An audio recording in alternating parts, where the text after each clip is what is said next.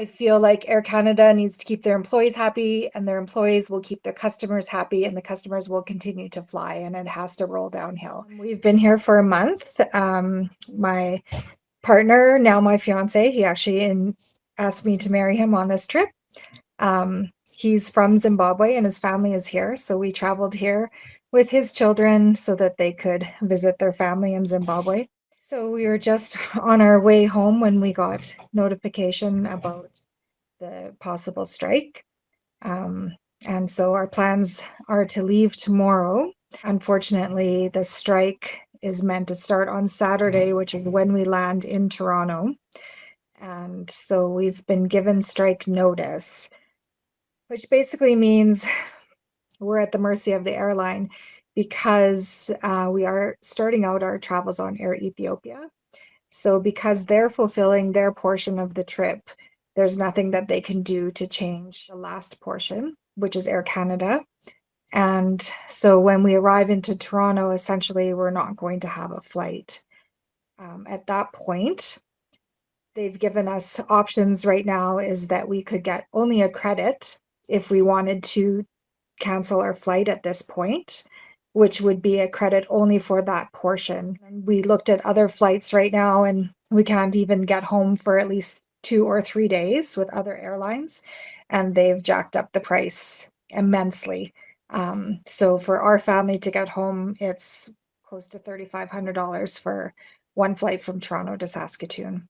And so the other option is to wait and see if they actually cancel the flight, and then they will put us first come, first serve onto the next available flight. I mean, if it was an extension of your holiday, great, but we all have work to do when we get home and people that are relying on us.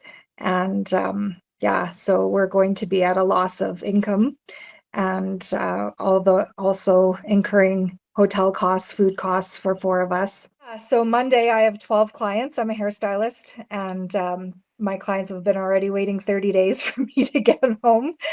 I'm not looking forward to if I have to move 12 clients on an average a day and try and find a space for them. Right now, just because we're not in a position to spend $3,500 on flights that we can't get refunded. Air Canada has been very clear about that. And so we're at the mercy of waiting to see if they're going to actually cancel our trip. And if they do, then it's a matter of waiting to see how long it's going to take to get us home. And if it's going to be more than 3 days, then we will have to rent a car and drive. I worked for an airline for 8 years, so I understand some of the ins and outs, although I have empathy. When it affects you, it still affects you. I mean, at the end of the day, when you're in a service industry, it's about the people, and you need to keep the people happy. I would love to see an arbitrator come into place so that it is fair, and let's just get things moving.